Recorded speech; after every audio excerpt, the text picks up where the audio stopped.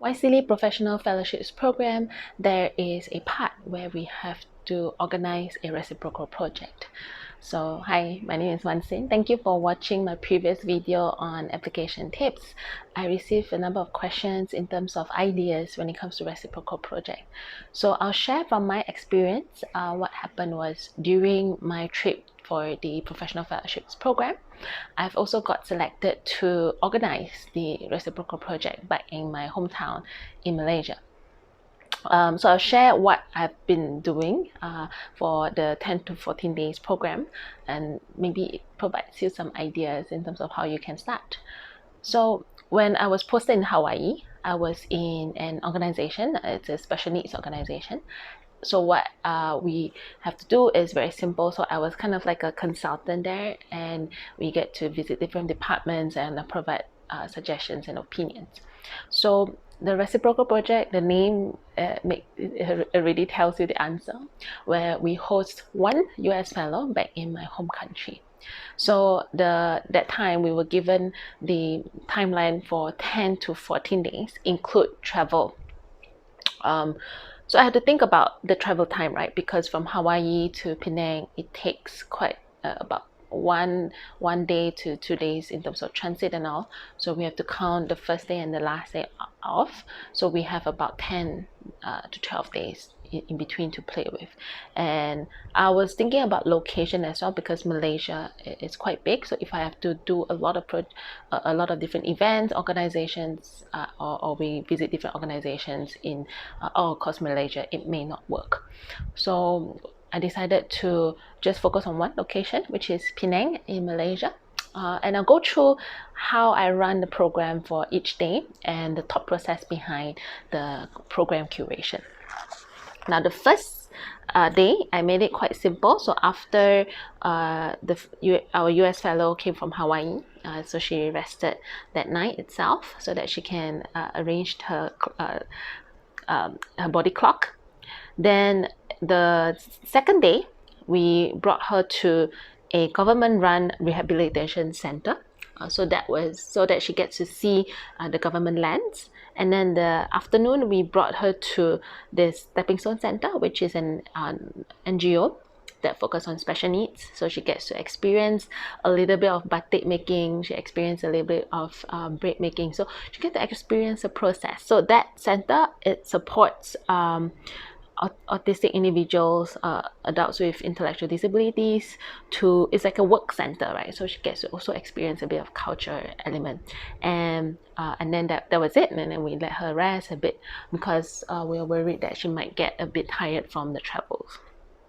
So on the third day, we brought her to another vocational center, which is privately run, and for that center,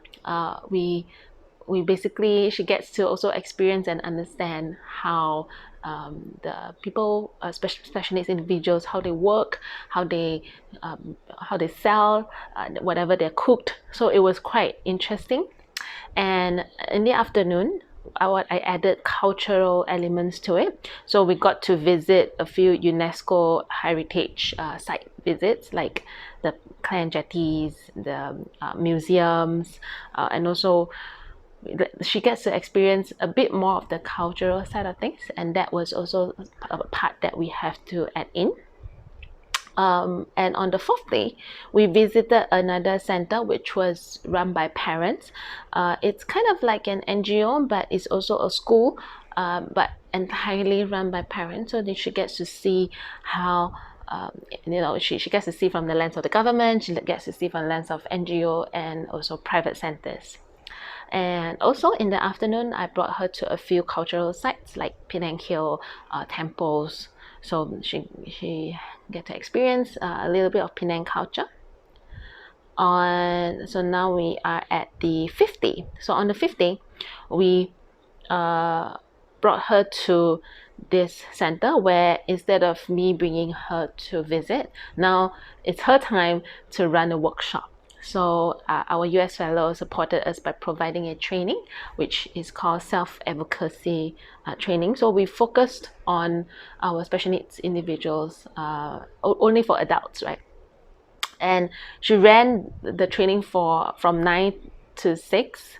We have lunch in between, and that was quite fun. Now, it sounds like, oh, it's quite simple, right? She runs for a training. But for this training to happen, I actually promoted 2-3 months before knowing that she's coming, so that we know how many people are coming. We make sure we get parents' consent.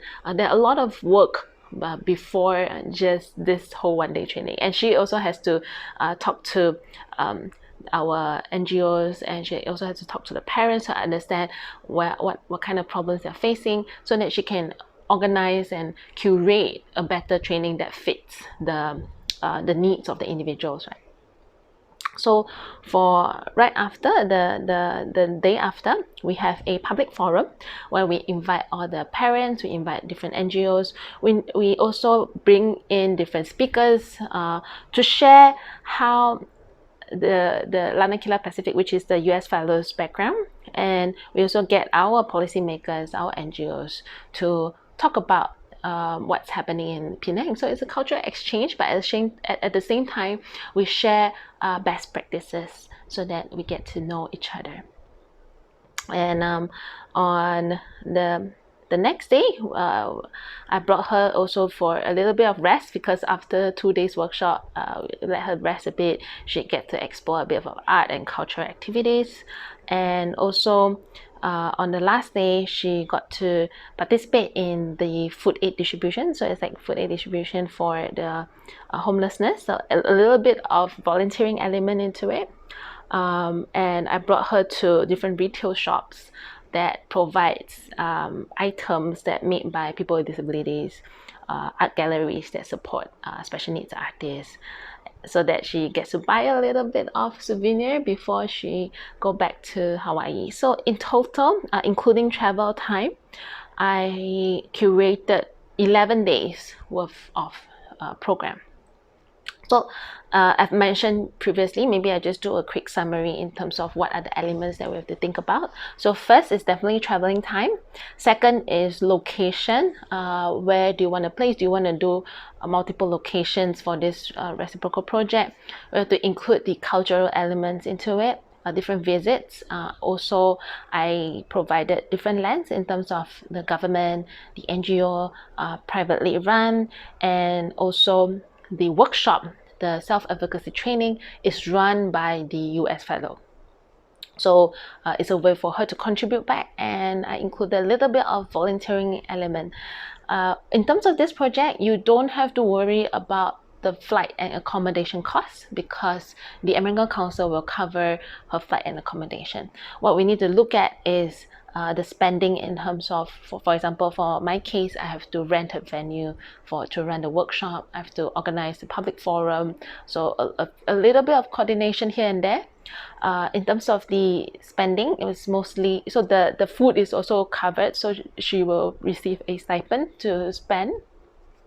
So the food is covered, except for the food for the workshop for the participants. So yes, that we have to cover, and also the materials that we have to use. So all in all, I think we have to figure it out to make sure that we spend below about $1,000. I think for my project, I only spent close to 600, about 500 US dollars, and that was good enough for us to manage the whole project to come true. So yes, I hope this helps to provide you some insights in terms of running a reciprocal project. If you were just at the application stage or the interview stage, that you're thinking, okay, so how should I come up with ideas? You don't have to go as detailed as what I was doing. Mainly, you want to show a little bit of the cultural elements. Maybe you want to show a bit of the different lands, as I mentioned, the government lands, the NGO lands, the private sector lands, to the US fellow. So you can include a few elements that you can think of. But if you have been awarded the reciprocal project, then congratulations. Perhaps this provides you more insights in terms of how can you run your this project in your country. So hope that helps. And let me know. Do feel free to link up. Feel free to connect with me on LinkedIn. I will be able to answer you more questions, and I hope this video helps. Bye.